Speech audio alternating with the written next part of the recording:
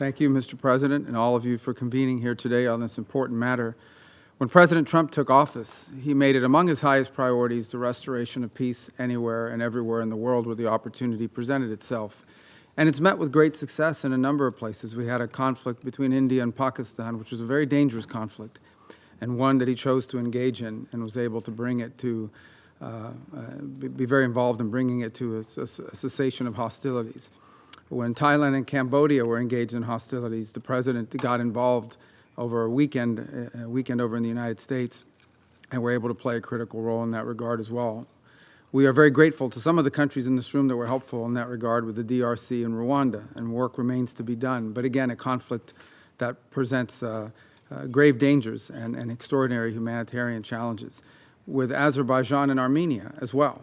He has become involved, and we were able to sign an agreement at the White House very recently that hopefully prevents a future conflict which would prove costly and deadly. But the one that's proved to be an extraordinary challenge has been the war in Ukraine, between Russia and Ukraine.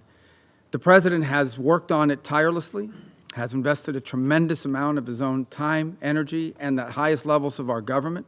We have had meetings in Turkey, meetings in Saudi Arabia, meetings in Alaska, countless phone calls, doing everything possible to bring this conflict to a resolution and to an end. A war that cannot end militarily. It will end at a negotiating table.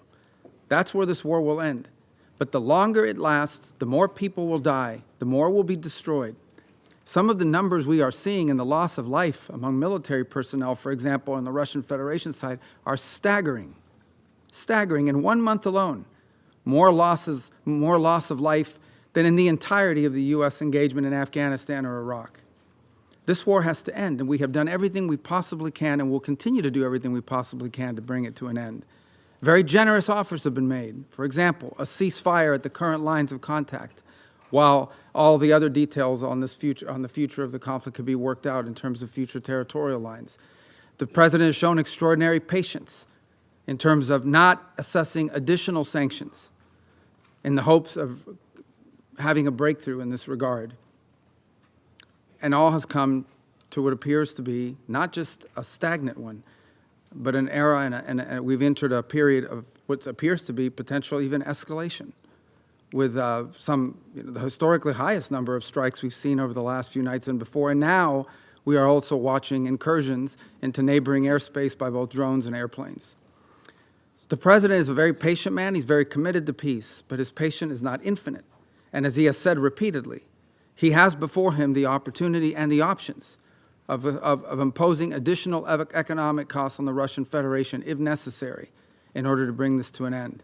He also has before him the option, as he has already chosen to do in some circumstances, to sell defensive weaponry and potentially offensive weaponry so that Ukraine can defend itself from this assault by purchasing that weaponry.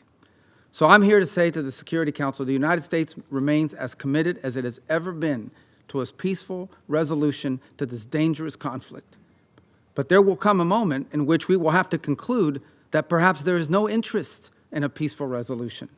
And then the President has before him real options, which he intends to pursue, as he has made clear today in some of the messages he has put out.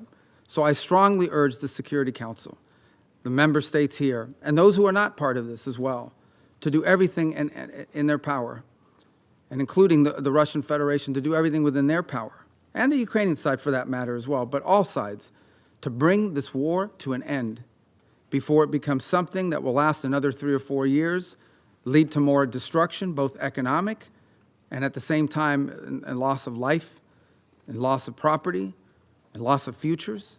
This war needs to end.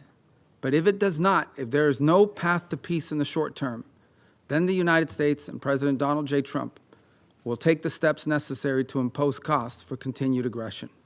Thank you.